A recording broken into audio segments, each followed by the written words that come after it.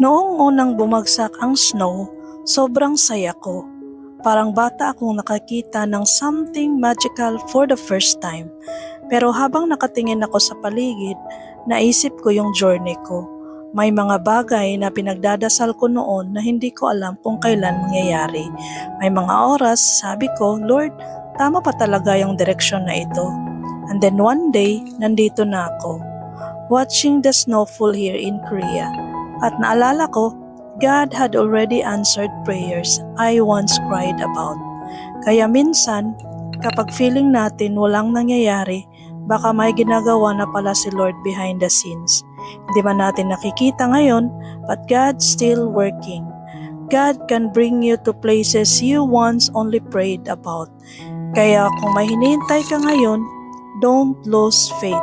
Your story is still being written.